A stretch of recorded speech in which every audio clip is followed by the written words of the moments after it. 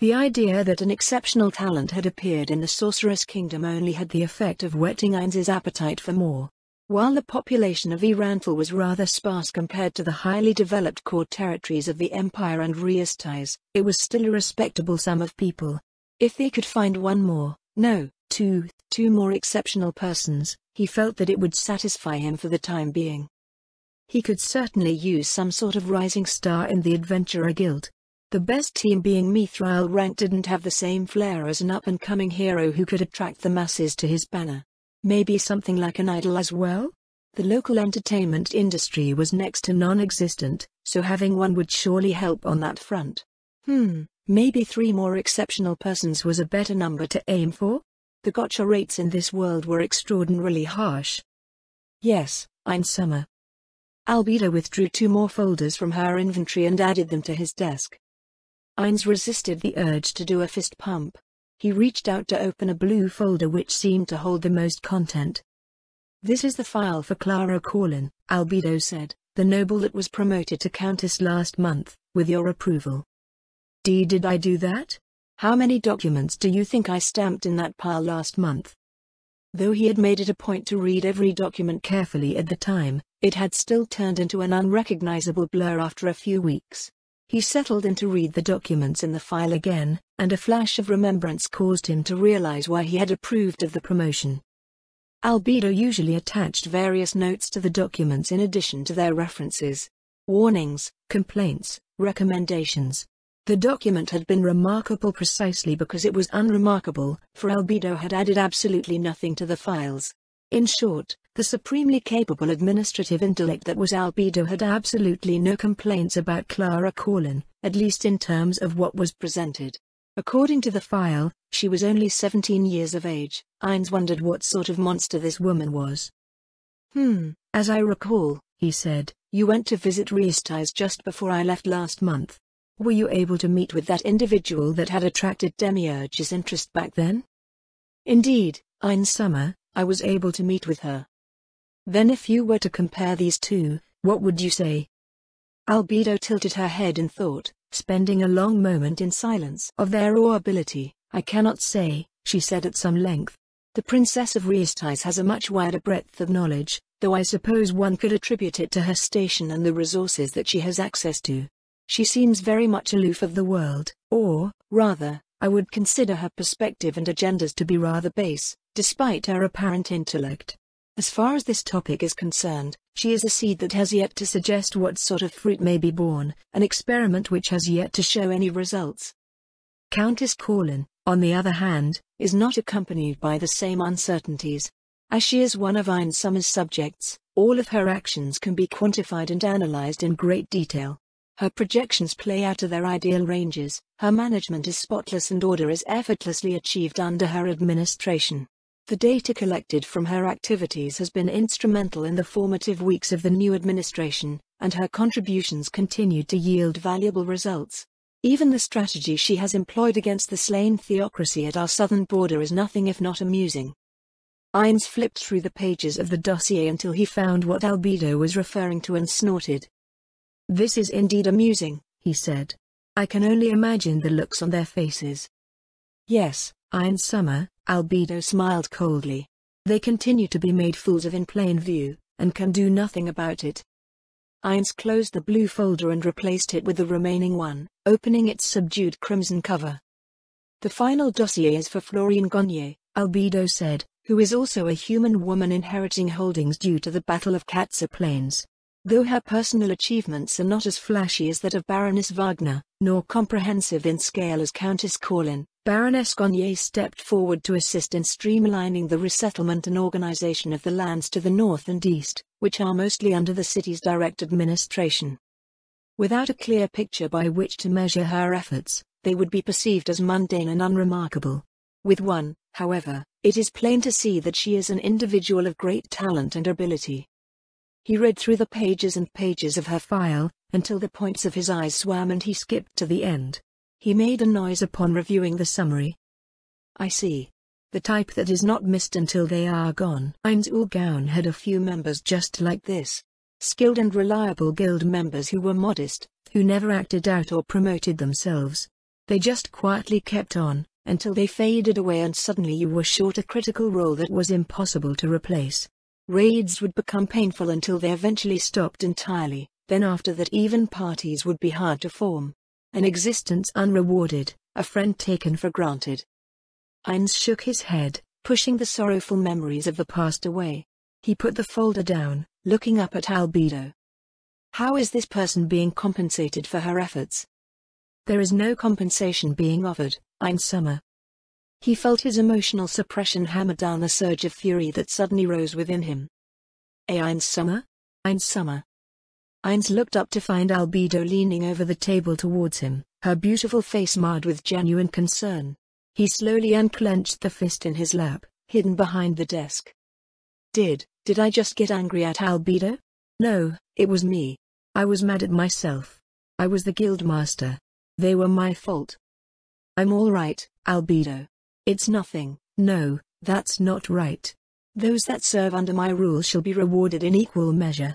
Do you not believe that to be just? That can't happen. Never again. It is as you say, Ainz Summer. Albedo withdrew from the desk and lowered her head.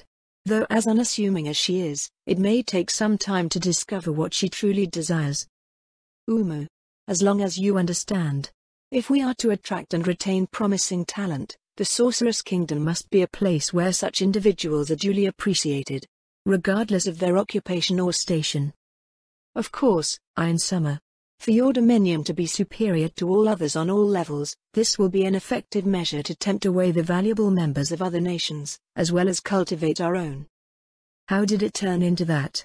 Well, so long as we don't lose precious, talented people. He tapped a bony finger on his desk, letting out a non-existent breath.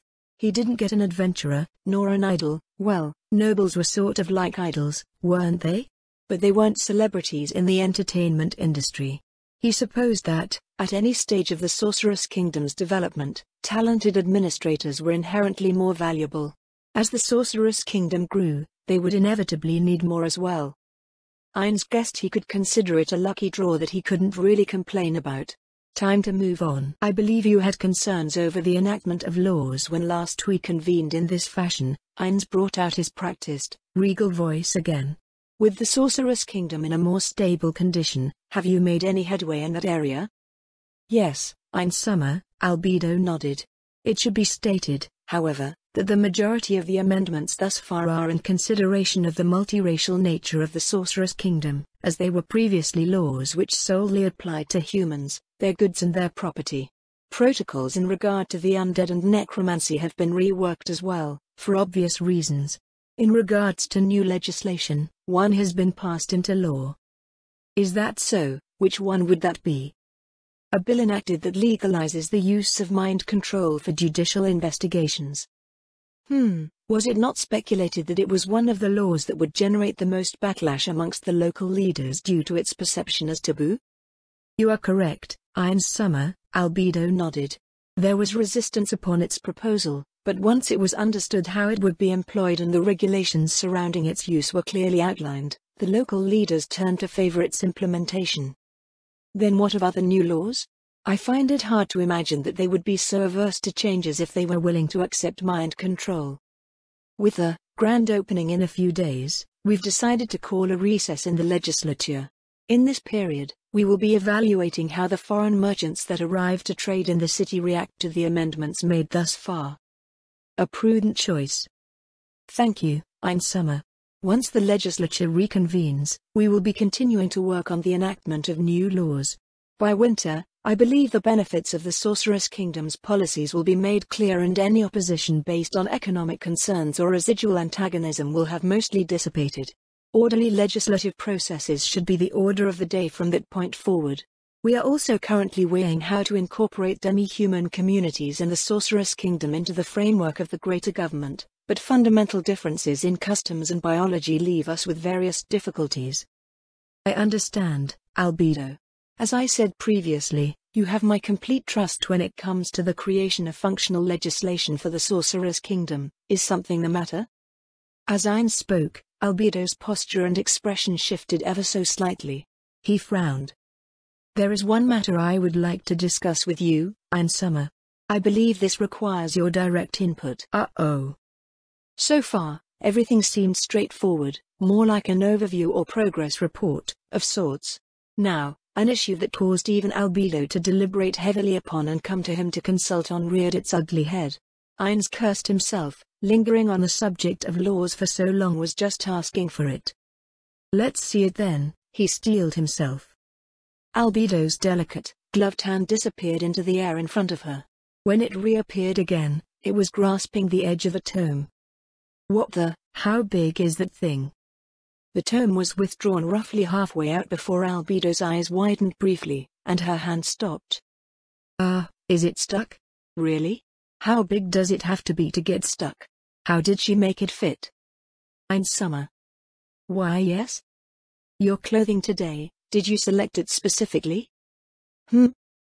Well, it was coordinated by the maid on duty, but I am quite fond of it. I suppose it is more to my tastes, if that is your question. Albedo blinked several times before visibly gathering herself and removing the rest of the book from her inventory and placing it on the desk. You were sorry for having such shitty fashion sense. Now, what the hell is this, even? He looked down at the absurdly thick tome, and his gaze traced the edges of his desk to check if it was straining under its weight. He was fairly certain the thing could be used as a deadly weapon. His head turned up to meet Albedo's gaze. What is the meaning of this, Albedo? Albedo flinched. Ainz frowned, furrowing his brow deeply. I'm sorry to have taken up your precious time with this, Ainz Summer. Her tips of her wings trembled. It's regarding an incident that occurred while you were away in the Dwarf Kingdom. The summary is inside the cover. It's a matter in which I'm uncertain. His expression did not fade as he looked down once again at the tome. Opening it would surely look like the yawning jaws of some beast, large enough to swallow a man whole.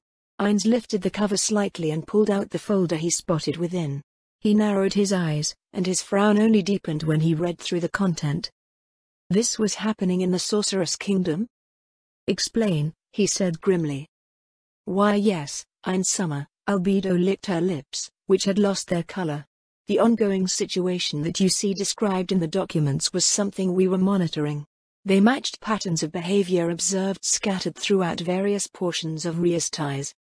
I believe you know my stance on these matters. We cannot have any sort of this nonsense here. I do not consider this acceptable behavior for our citizens. I predicted that there would be an attempt at remediation, Albedo said, so I decided to see how such an attempt would play out. The measures were, as you see before you, insufficient. While the data collected was invaluable, I did not foresee that Chiltir would intervene. How in the world did that happen, anyways? As far as he knew, Chiltir was organizing the Frost Dragons and the logistics surrounding the Sorceress Kingdom's assistance with the Dwarven migration. Towards the end of the investigation, she had popped up and leveled the capital of the county, after which Mayor had come to clean up the mess. Aura dealt with the remaining criminals trying to escape. Then, they went around and dumped all of the citizens in the county in the opposite corner of Riestais. Losing nearly 20,000 of his citizens seemed painful, but the land itself was poorly managed and spiraling into destitution. Actually, he didn't lose 20,000 citizens, not if he considered the preparations underway to destabilize Riestais. Eventually, they would willingly join under the Sorceress Kingdom under similar terms as the Empire had. In a few years, these exiles would effectively be back under the Sorceress Kingdom's influence, and it wasn't as if they could track every single individual to make sure they stayed out in that case. He could simply offer amnesty and play it off as being a kind and merciful ruler, allowing them to return to better lives than their formerly squalid existence. The loss of a small town was a shame, but, in the grand scheme of things, everything worked out quite neatly for him. Still, was a punishment in order for the actions of the group investigating matters? Out of the 4 names mentioned, there was one not on the list of exceptional persons, so it seemed a convenient throwaway. He went back to the report and started reading through it more carefully. What is it about this incident that you wish to discuss? He asked as he continued his reading. It would be in relation to the laws of Riestais that were adopted by the Sorceress Kingdom, Ainz Summer, she answered. These laws facilitate the patterns of behavior you see here. Foolish humans twisting their masters' laws to their advantage for short-term gains and an inflated sense of self-worth. Ainz continued reading as she spoke, and long after. Laws twisted and enforced by corrupt officials and their lackeys. If Touchme was here, what would he say? Albert would have probably gone on some sort of rampage. Since you said that you desire my input, I believe the laws should stay as they are, Albedo. Barring your efforts to adapt them to other species, of course. May I know what led you to this conclusion, Ainsummer? Sentimentality. He wanted to say, but he had already used that once. He sighed internally, it sounded lame, anyways. Please look at the people on stage. An echo of recent events, Gondo's words drifted up to the forefront of his mind. The points of his eyes dimmed as the vision of the dwarven celebration rose out of his memories. Gondo had requested that he do one more thing for the runesmiths, before they set about moving to their new home in the Sorcerer's Kingdom. Ainz had readily agreed, as it was a relative pittance from his perspective. As scene played out, he thought on Gondo's words. It was a going-away party, he had helped to provide a feast for them, so they were happy, or so he thought. But, after Gondo explained at length, he came to understand that what he had done was not just secure provisions for a party. It was not the generous offering of food and drink, the promise of housing and employment that was what returned their stride. It was what it meant, what he had restored to them. What he had restored to them was pride. The points of light in his eyes flared. Pride? Albedo tilted her head curiously. Indeed, Ainz nodded. Tell me, Albedo, do you take pride in being a denizen of Nazarick? Of course, Ainsummer, Albedo said, it is the greatest privilege to be a part of Nazarick and a creation of the Supreme Beings. Behind her, Fwa nodded empathetically. Even the 8 edge assassins on the ceiling seemed to be doing it somehow. Then do you also believe that the people of the Sorcerer's Kingdom should have pride as well? I believe they should be proud to be ruled by you, Ainsummer. Well, that suddenly went in the wrong direction. Ainz scratched his chin lightly. You don't believe that they should take pride in being citizens of the Sorcerer's Kingdom? Forgive me, Ainsummer. Your foolish servant does not understand. Oh, give me a break.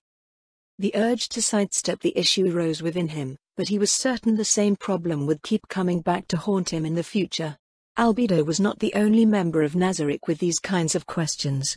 He stared down at the deep green folder that lay before him, thinking on its content. Just as simply having food and drink provided to them was not truly what had returned life to the runesmiths, so, too, could he no longer believe that simply ensuring provision and security for his citizens would produce the results he desired.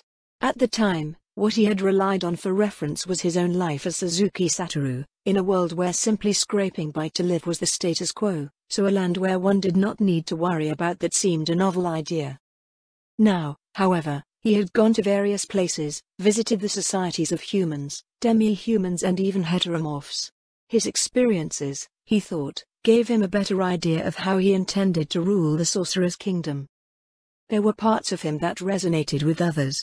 He recalled his disappointed feelings when he discovered what adventurers did in this world, and it turned out that they felt the same way.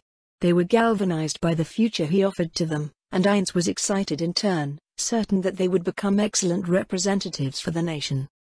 Just as he had done for the adventurers, just as he had done for the runesmiths, just as he had instructed Demiurge to ensure that the Empire would be satisfied in their relationship with the Sorcerer's Kingdom, so, too, would he need to find a way for his own subjects. Not just for the citizens of the Sorcerer's Kingdom, but for the children of his friends especially. So that the proud legacy of Ainz Ulgaun could grow and flourish in this new world. Well, let me put it another way. He looked around at the occupants of the room, then settled his gaze on Albedo. While I have said that I'm not adept dealing with matters of the law, I have had some exposure as to how it is perceived. Dutchme and Albert shared a great rivalry and disagreed over a great many things, but there is at least one thing that they both understood that I noted was the same. That there is the letter of the law, and the spirit of the law, and that without its spirit, the letter of the law may simply be employed as a tool to crush the powerless underfoot. By your own words, this is at least roughly what is happening here, yes? Yes, Ainsummer. You propose to change the laws, not only because of this sort of thing, but also because you dislike how they limit the powers of the sovereign. However, do you actually believe it has done anything of the sort? No, Iron Summer. Even with absolute authority, he couldn't possibly micromanage every aspect of everyone's lives anyways. Nor would he ever want to. Nor did he know what they each needed. But unlike before, where he considered himself the sole employee capable of producing a product entirely foreign to the NPCs, he understood now that there were indeed others who could be employed. Just as he had done for Gondo, all he needed to do was set the stage. Those who knew what needed to be done would act upon it. The letter of the law is employed when the worst in people manifests. The spirit of the law allows the best in them to be drawn forth. Changing the letter of the law only redefines how undesirable behavior is curtailed, but allowing the spirit of the law to be upheld both minimizes this behavior and brings out the character of the people. We can always prune away those who choose to go against my wishes for the Sorceress Kingdom, but, if the ground we plant on is sterile, nothing will grow at all. Tell me, Albedo, do you consider your service to the Sorceress Kingdom a blessing to be embraced, or a burden forced upon you, to be cursed? It is a blessing, Iron Summer. Never would any of us consider it anything resembling a curse. We would happily grind ourselves to dust in order to carry out your will. Umu. Irons rose to his feet. He closed the final folder and held it up in one hand before him. Within this report, I see many instances of the letter of the law being employed in complete disregard to the spirit of the law. Yet who was it that submitted this report? Certainly not the perpetrators themselves. At the least, I see the same three names that you've presented in these other folders here. Talented, capable and hard-working individuals that you yourself have rated highly from an administrative standpoint, leaving their comfortable positions to deal with one of their peers. What I see is not the struggle of a downtrodden people rising against their oppressors. I see citizens rising to uphold the spirit of the law. And that is not all. I see humans, elves, demons and undead all working together for this common cause. I see denizens of Nazarick and citizens of the Sorceress Kingdom joining hands. All of differing stations, perspectives and opinions, yet all acting in a concerted effort to protect the nascent soul of our nation. This is what I desire to see, Albedo. This is what I mean by pride. It is not cheap, empty pride, nor pride in race, religion or creed. It is the pride of a nation, in its leadership and in the spirit of its laws, in the dignity and worth of its people. Pride that draws a line in the hearts of all, where all know why they must stand and fight, why sacrifices must be made, if need be. For king and country. For friends and family. No matter what challenges they face. In every place touched by the Sorceress Kingdom, in every generation in the ages to come, this pride will be carried by my subjects and, by the world, they will be recognized as ours. Pride that can be found nowhere else, only in the citizens of the Sorceress Kingdom. This pride, this identity, Einzulgaun declared, will be their birthright. No. No, no, no. That's absolutely absurd and you know it. An uproarious voice filled the crisp morning air and Clara Corlin looked away from the rows of tents pitched along the road leading down the gentle slopes of the Katza River Valley. Nearer to the river crossing was an odd gathering of individuals standing around a large stone table. They were sheltered under a pavilion not unlike the one she had used in Facet County some time ago. There were 4 elder liches, 5 humans and a dwarf arguing over a set of plans laid out before them. To an outsider, it might be considered strange that an elder lich would argue, and even stranger that one might argue with an elder lich. But it was something that happened several times a day as the architects and engineers for the new harbor drafted out its design and construction. An outsider might also have expected such an argument to be punctuated by curses, lightning bolts and fireballs, but no such vibrant displays happened and the only curses were the verbal sort. Clara had heard several that were quite vibrant in their own way ever since she had initiated work on the wide array of developments throughout her domain. She approached the group with her escorts following in her wake. The clamor quieted as they turned to bow when she came to the edge of the pavilion. Lady Corlin, one of the foremen present, greeted her. "Good morning." "Good morning," she replied with a warm smile. "Everyone appears to be quite animated today." "Just the usual, my lady," the foreman replied. "The new guy is still wrapping his head around what is and isn't possible around here." The new guy was the dwarf, a stonemason that had arrived recently from their kingdom to the north in the Azalazia Mountains. He visited the harbor town's construction site the previous evening and, flabbergasted by what he heard was being proposed, had decided to stick around and see just what in the world was going on. The timing of the arrival of travelers and merchants from the Dwarven Kingdom had been shrewdly calculated to coincide with the announcement of the Sorceress Kingdom's new relationship with the Empire, a plan proposed by Leanne Wagner. Simply put, rather than allowing trade to simply trickle in slowly on its own, Leanne pushed to have an explosion of activity right at the outset in order to give the city the push that it needed to reassert itself as a major hub of commerce. The bold noblewoman had also preemptively plied her connections in the Empire to ensure that a sizable amount of traffic was ready to cross the border with their wares. As the daughter of a successful magnate, Leanne was well aware of the value of traffic and momentum in commerce, knowing that it would take on a life of its own once its infectious energy reached a critical point, as long as there was something to sustain it. By the time traders fully re-established their roots with Erantal and the nations beyond, the midsummer harvests would be due and the flows of trade would happily carry away their uncommonly cheap commodities to the rest of the region. When Clara, Leanne and Florian reviewed it between themselves, it seemed a matter of common sense between the three noble women born to houses with merchant backgrounds. Leanne would have the city entrenched as an irresistible port of call in a single, powerful stroke, and the royal court needed little convincing to place their seal of approval on her plan. Though somewhat harrowing, their time in the West had solidified their sense of what the Sorceress Kingdom required of them, as well as what would and would not be considered acceptable behavior, and they were now all working in their own way for the benefit of their territories and the realm with a degree of confidence could not have existed before. For Clara's part, she had already been well on her way with Ludmilla's prodding some weeks ago. However, since most of the labor she required was tied up by the construction of the initial phases of the demi-human district in Erantal, it was not until recently that the royal court loosened their grip on them. The 9 who formed the core of her efforts in the construction of the harbour town were the elder liches, human engineers and architects who were listening to the dwarf ramble on.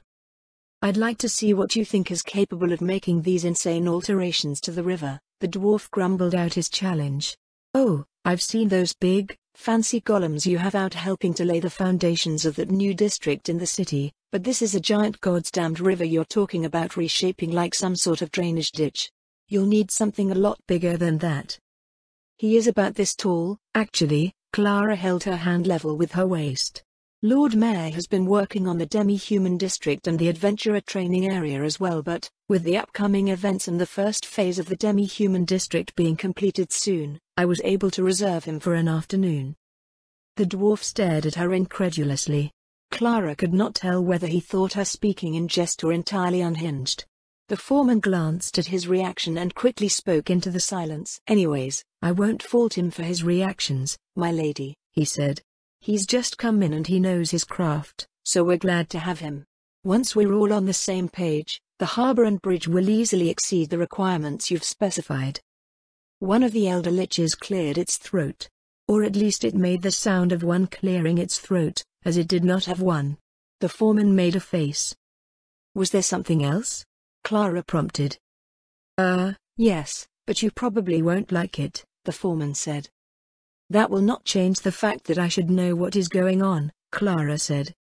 "We've received some new building standards," he said. "Both the bridge and the harbour areas have been marked as essential structures for logistics and security by the central administration." "I have not received any such notification," Clara said. "It was just penned out by one of the elder liches," he replied, "about 10 minutes ago. They need to be redesigned, fortified against attacks from land and air and fashioned to defend against assaults by Tier 5 magic casters." Clara blinked. What did that even mean? "Is it possible?" she asked. "I have no idea," the foreman answered. "I've never heard of such a thing, at least. The elder liches don't seem to have anything to contribute either, so we're all stumped." "I will look into it," Clara said. "Does that mean we will need to postpone?" "No, my lady," he replied, "we can go on ahead with the broader work, the town too. It's the structures in the harbour and bridge area going up after that will be pending whatever we can figure out. There'll be plenty to work on once the groundwork is done, so we can just reallocate our resources until then." Clara reviewed the development schedule in her mind. They could indeed just focus on building the town for the time being while she investigated the new standards. Lord Mayor would arrive in a few days, after projections indicated the first wave of traffic from the Empire would reach its peak. The reshaping of the river to facilitate the new harbor district would serve as a demonstration of the Sorceress Kingdom's capabilities beyond the destructive potential that had become associated with them. A few days would be used to spread word for any interested in witnessing the applications of its magical might in civil engineering. She had piggybacked on Lian's efforts, finding this opportune time to show off the groundwork for the harbor. Most of the nobility was in constant competition now, looking for ways to both increase the duchy's prestige and turn the events to the advantage of their own fiefs. Clara was no different in her thinking, but the vast majority of the work in her recently expanded domain involved refurbishing the hundreds of hamlets and villages scattered throughout the fertile riverlands and reworking its poor infrastructure. Even with the new sources of labor from the Sorceress Kingdom, this work would take almost 2 years and would mostly take place out of sight of the highways, so she was relying on the ongoing construction of the harbor town to lend the sense that her own fief was burgeoning and that prosperity lay just around the corner. Barely 17, she could not begin to imagine what the reality would look like beyond the facts and figures in her projections yet, at the same time, the seeds of that bright future were already beginning to sprout up before her. All she needed to do now was nurture these seedlings into the beautiful garden of her dreams. "My lady," one of her footmen said to the side, "your transportation will be arriving shortly." "All right," she looked to her workers in the pavilion, "I will be." The group appeared to once again be engrossed in the spectacle of the ornery dwarf, so she simply smiled and turned back up the road. The rows of tents to the north accommodated a small village's worth of craftsmen and other skilled laborers, all brought in to begin laying down the foundations for the first sets of permanent buildings after Lord Mayor had finished his work. A huge area had been cleared for outdoor storage and several temporary warehouses had been constructed, as well as a market area with all the services necessary to maintain the population. The tents would be dismantled as permanent residential buildings were completed, which would serve for the next few years as homes for their families while work continued on the town and its surroundings. As the sounds of the carriage drew closer, she watched it make a wide circle around the market area before returning north to pull up in front of her. One of her footmen opened the door, while another assisted her ascent into the vehicle. She was met with the sight of Lian and Florine, who greeted her with relaxed postures. "Hey-oh. Good morning, Clara." "Good morning, Lian, Florine." Baroness Wagner was perhaps a bit too relaxed. She waved lazily from where she had slouched halfway down her seat, skirts riding up her legs. The footman who had assisted Clara into the carriage gawked open-mouthed at the sight before closing the door on his own head. Blushing furiously, he scrambled to remove himself and shut the door. The carriage driver leaned over to ensure that his new passenger had settled herself before coaxing the horses forward. Vineyards stretching to the horizon passed beyond the opened crystal panes of the window, which allowed a refreshing breeze into the cabin as they rode northwards towards Irantal. Several minutes passed before Clara spoke. "It could have been worse," she said. "Yep," Lian agreed. "I'm not sure what to make of this final decision," Florine said hesitantly.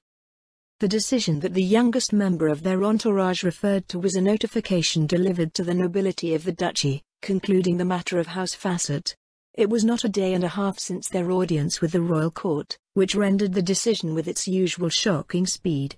Though their small group had the sense that they were successful in their task, the remainder of the House of Lords was still dreading the outcome. Facet County and its constituent titles had been dissolved, save for those within the barony which had been spared from the final verdict. As humans had failed to manage the lands properly, the former territory was given over to the monsters, heteromorphs and demi-humans of the Sorceress Kingdom who could make the gently swelling hills and dense forests of Facet County their home. In time, it would return to its primeval state. Travelers passing through on the highway would never recognize it as land once inhabited by humans. In addition, a wide buffer zone along the border with Riastais had been established, and undesirable elements caught trying to sneak in across this buffer from Riastais would be killed or eaten, probably both, by the new inhabitants in the area. Count Vulcanheim's remaining territory had been cut in half as a result, but, in return, the independent baronies in the west had been consolidated under his title. Clara wasn't sure if the sudden shift in power was a good thing or not. Hopefully, the overly optimistic young count would be able to administer his new territories and vassals well. Count Vulcanheim is nothing like the Facets, Clara shared her thoughts, and, by all accounts, he is a benevolent and fair ruler. The West should be stable now, I think. Thank the gods for that, Leanne sighed. We didn't even spend a week away dealing with that mess and I couldn't believe how much work piled up. I'm going to sleep for days after this. No, wait, that will just make more work pile up. I haven't had all that much to do at home, actually, Florine said. My domain is always nice and slow and peaceful, maybe I should continue helping out with things outside my borders. My paperwork lies beyond your borders, Leanne said. Help me out a bit. I was actually thinking of staying on with the efforts to organize and establish the migrants that moved out to the abandoned Crown territories northeast of us, she said. Many were sent to occupy all those settlements ruined from the raiding along the imperial border last year. I really need to find a way to distinguish myself. It feels like everyone is leaving me behind. Or, we won't leave you behind, Leanne patted her friend on the back. You might not intend to, but you definitely are, Florine said. Clara was granted a huge county and I'm certain Leanne is not far behind with everything she's doing. Clara understood the unspoken subtext behind their words, a realization that had crept up on them all as recent events had played out to their conclusion, or, rather than a conclusion, it was a beginning, a new constant presented before those that would act as administrators of the realm. Gone were the days when the lands would suffer abuses of power and displays of incompetence due to the lack of means to enforce the will of a faraway sovereign. The power of the Sorceress Kingdom was unmatched, and the will of His Majesty was absolute. Whether it be a village or a barony, a town or a county, considerations that normal governments might make out of necessity were of no concern in their new nation. Undesirables were purged or removed. In their place awaited the armies of undead administrators and various other servants that would facilitate a smooth bureaucracy. Over them would be placed those talented and capable enough to orchestrate the operations of their respective territories, handling key decisions and managing overall development and direction. Clara was already proving that this was possible in her own county. She had 14 baronies under her management, and all she needed was a trio of elder liches for each barony to organize the raw administrative data for her to analyze and draw up new policies and directives with. She understood that she wasn't exactly someone that one would compare regular nobles to, but she felt that even her astonishingly large territory was nowhere near the limit of her capabilities to manage under the new systems brought by the Sorcerer's Kingdom. That was besides the point, however, and the message was clear. Unlike their former nation of Riestais, there was no need for tens of thousands of nobles occupying the various levels of administration. The Sorceress Kingdom only needed those both austere and capable enough to meet their standards, and only the exceptional few would truly thrive. Of the nation's remaining nobility, those old enough to understand this were spurred to even greater heights of activity. Desperately trying to prove themselves worthy of their station, yet daring to hope that their efforts would prove them qualified for new lands and titles where they could further prove their quality and grow their legacies. Carrot and stick, indeed. Ludmilla is still Baroness, Clara said. She doesn't seem to mind. Well, she actually did mind some of the recent developments, though in a way Clara found rather amusing. Frontier nobles already possessed a reputation as stern, militant aristocrats, and her role in the fate of House Fassett had the rest of the nobility outside of their little circle jumping at shadows even when she was mentioned in passing. It was to the degree where Clara thought that, if Ludmilla did ever pop up to look into something, the noble in question would just fall dead on the spot due to their own worries spiraling out of control. You can't be serious, Florine said. You might be used to her as a childhood friend, but to us she moves like lightning. She's so far ahead that I can't even guess where she actually is. Everything will just catch up one day and we'll all just stand around with our mouths open. That's true, Leanne nodded. Her fief might look all cute and lonely out on the border right now, but it is a border territory. Ludmilla will come to realize this sooner or later and, expand the border. That's a part of her job, after all. She'll end up with more land than the three of us combined. The frontier nobles of Riestais had been on the defensive for so long that the thought had completely slipped Clara's mind. When territories managed by the militant nobility along the wilderness had the resources to spare, they would invariably attempt to expand the holdings of the nation. With the economic boon provided by undead labor and the forces of the Sorceress Kingdom made available to be leased at reasonable rates, this was a clear inevitability. There was very little reason for the central administration to bar her from doing so, and Ludmilla would eventually outrank them all. Though not necessarily a bad thing in itself, Clara could not help but worry about how it might change her dearest friend. The carriage slowed as they joined the queue awaiting entry into Iranthal. When was the last time we've had to wait to enter the city? Not since autumn? Leanne replied to Florine's question with a smug grin. She popped a wedge of roasted potato into her mouth as the carriage rolled to a stop, and Clara shook her head. Leanne had been so confident of the outcome of her scheme that she even had lunch prepared to enjoy at their leisure through the delay. The first day of the grand opening had been booked with several appointments which they decided to attend together to create a stronger platform for themselves. You engineered all of this, Clara said. The moment they get into the city, they'll know they've been played. Everyone I contacted knows exactly what the play is without saying so, Leanne replied. They see it for what it is and will take advantage of the traffic we've created for them. Only a fool would be angry over being provided with a lucrative opportunity for free. Clara could not fault her rationale, but, as a merchant, Leanne was by far the most ambitious and calculating between them. She was even bold enough to enlist the royal court to bend 3 whole nations to her will. It won't be as effective if you try this again anytime soon, Clara said. Once is enough, Leanne said. We have all the attention we need now. A trio of shadows crossed overhead. Through the window filtered the reaction of nervous horses, their drivers attempting to maintain control. Their own carriage remained undisturbed. After the unsettled commotion from the foreign visitors quieted outside, the carriage rolled forward another length. Who are we meeting with today anyways? Clara asked. There were a handful of representatives from prominent merchant companies based beyond the city-state alliance, Leanne said. Clara rolled her eyes. You're really not holding back, are you? She muttered. I see no reason to, Leanne replied lightly. This is a new era for all of us. Let the others stay distracted with local offerings while we extend our influence outside of the immediate region. I used to think that Ludmilla would be seen as the scariest one out of all of us, Clara said, but now I am not so sure. You actually believe that? Leanne scoffed. I got nothing on. Voices rose ahead of their carriage, and Leanne opened the driver window. What going on? She asked. It's the caravan right ahead of us, my lady, the driver answered. Looks like they couldn't handle the customs inspection. Clara peeked her head out of the window beside her. The wagon in front of them bore the sigil of a company from the Empire, one of the regional merchant lines that regularly operated between Winter and Hoblands. Clara opened her door and stepped out onto the freshly repaved road. One of the footmen attending to the carriage fell in line behind her as she made her way up the procession of vehicles. After passing 3 wagons, she found 2 of the city militia, an elder lich and a death knight standing near a wagon in the middle of the caravan. The teamster driving the wagon and 2 laborers were filling the air with their panicked shouts. One of the city militia was trying to shout over their shouting as the elder lich looked on. The death knight had raised its guard and its massive flambeau loomed over them. What is going on here? Her voice cut through the clamor. She did not raise her voice, instead projecting it through her ability. The men immediately stopped and turned their gazes in her direction.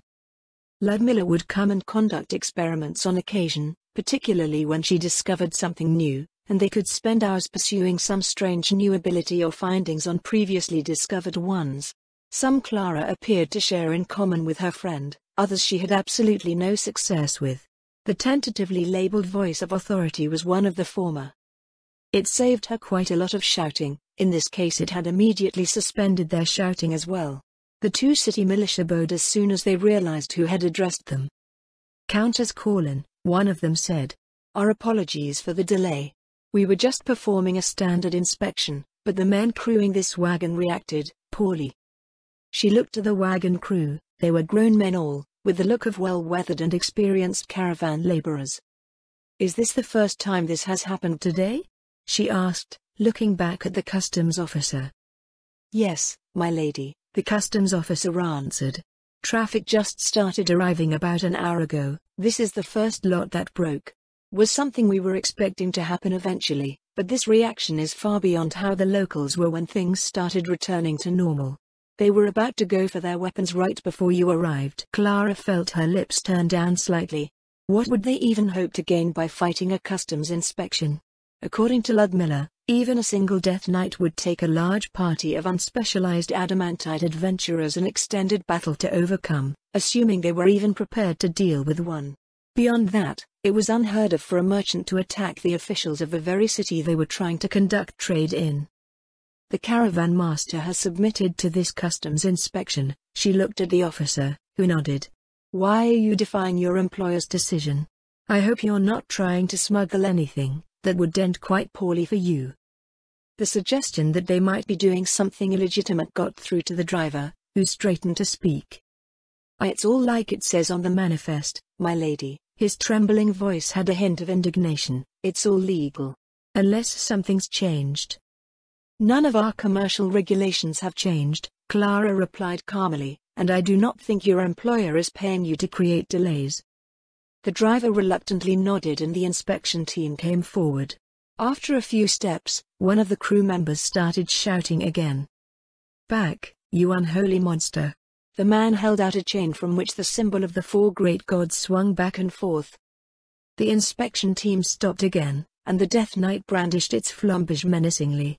Clara eyed the holy symbol. Like Ludmilla, she was a follower of the 6 great gods, so the icon held no special significance to her beyond the vague notion that it was a product of heresy. Regardless, the secular governments of the northern human nations, and by extension the Sorceress Kingdom, which had adopted the laws of Reistais, meant that faith had no direct influence on policy and law. Is this man a priest? She asked. The driver shook his head, and Clara turned to the Elder Lich and the Death Knight. Are you two all right? Is that symbol even doing anything? The effects are negligible, it replied. It actually did? They were lucky that the Death Knight didn't just swat them out of existence. There were special orders issued for the occasion, with the understanding that something like this might happen. These orders, however, only covered a certain extent of behavior. She looked up at the Death Knight, then back at the panicking man. Just what in the world are you hoping to accomplish? She asked.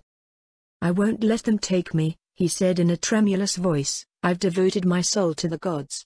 No undead monster is gonna to eat me. That is preposterous, Clara said, lightly brushing her fingers over the Death Knight's elbow. They are not going to eat you. The Death Knight lowered its flambage. The undead stationed here are civil servants acting according to His Majesty's bidding, and you are wasting everyone's time. Clara turned to the inspection team. You men guide this fellow away from the wagon. Once he is away, continue with your work. The next time this happens, do not hesitate to move impediments safely out of the way. This traffic will only increase, and extended delays will reflect poorly on the order of His Majesty's city. She watched as the man was walked away from the wagon by the 2 city militia. The Death Knight came forward to draw the tarp back off of the wagon while the Elder Lich rose to compare its contents with the manifest in its hand. After a handful of minutes, it descended from the wagon and cast a spell. All appraisal magic item. Its eyes scanned the wagon one last time before moving on to the next vehicle. Clara could feel the gazes of the caravan laborers upon her as she made her way back to the carriage. Florian was looking up at her with sparkly eyes while Leanne wore her impish smirk. Ah, the graceful Countess Corlin, she proclaimed in bawdy tones. The mere sound of her beautiful voice stills the tongues of quarreling men. With but a gentle touch of her fair fingers, she soothes legendary undead capable of ruining nations. Clara poked her index finger towards Leanne's ribs, but the girl deftly danced away with a laugh, disappearing into the carriage. We taught you both how to use that ability already, Clara said as she reseated herself, and I'm sure the Death Knight was just playing along. They aren't mindless, you know. Humph, Leanne crossed her arms. You say that I'm the one that does bold things, but here you are making a legend for yourself. By the end of summer you are going to have an endless procession of suitors courting you. Clara did not really look forward to that. Well, maybe she would have, but there were so many things that she wanted to do now that there was nowhere near enough time to find a proper consort, never mind starting a family. Perhaps, when things settled down, she might be able to settle down as well. If they ever settled down. I will post an Elder Lich that they can spew their flowery poems at, she said. If you are waiting for me to begin things on that front, think again. In fact, since you're nowhere near as busy as I am right now, perhaps it is something you should pursue while you can. Gay. Leanne recoiled as her playful teasing was turned against her. "Maybe we can try the Empire?" Florian mused. "There's a distinct lack of eligible candidates here and, after seeing what was going on out west, I don't even want to think about looking in Ria's ties. Leanne has plenty of connections in our winter and some of the other cities. Or maybe we could just issue portraits of Florian in something outrageous instead." Leanne traced an absurd cut in the air. "They'll come swarming here with just a glance. That way we won't have to waste our time wandering around." Florian rose and started hitting Leanne in the arm. "Help, my lady Corlin," Leanne laughed. "The demon of fertile hills is upon me again, Tilda." Clara smiled at the pair. Leanne was very sensitive to their group's collective mood. Whenever she thought they needed some energy, she seemed to always be ready to pick up their spirits. To everyone else, she was a shrewd and ruthless magnate's daughter, but to her friends, she was a playful and reliable companion. The carriage rolled forward again, and Florine settled back into her seat. They slowed as they approached the gatehouse, then picked up speed again as they were waved through by the men at the checkpoint. Traveling through the military district, they passed row upon row of undead laborers stretching out into the distance. In order to minimize the traffic issues resulting from thousands of undead transitioning between order and assignment, they were mustered in the inactive district during the night, had their equipment delivered to them during the day, then sent out to the territories after traffic slowed again in the evening. It took several minutes to traverse through the district to the next gatehouse, which led into the common area of the city. Within, the full scale of the preparations that had been made could be seen all around. Festive flags of every color fluttered on lines drawn over streets which had been scoured until the cobblestones gleamed in the sunlight. The buildings had been repaneled and repainted, fresh shutters thrown open and lined with planters filled with vibrant flowers. The air was filled with the sounds of civilization that only a city could have, and the atmosphere was abuzz with excitement from both residents and visitors alike. The citizens strode through the streets purposefully with unworried expressions, and occasionally small groups of children, released from their regular tasks in assisting their parents, played raucous games that only they seemed to understand the rules of. They did not care at all that they fought imaginary battles around the legs of the Death Knights posted at every corner, or that they would occasionally almost overrun an elder lich that was on some administrative errand from one part of the city to another. Visitors could only stare in disbelief at the juxtaposition of life and death that played out before their very eyes. Overhead, flights of dragons glided across the clear azure skies while liches streaked over the rooftops. As the crisp northern winds banished the heat rising from the pavement, the women looked out from their carriage with a nascent sense of pride stirring in their hearts. In their own small way, they had contributed to this scene, merely a glimpse of the brilliant future which lay ahead of them all.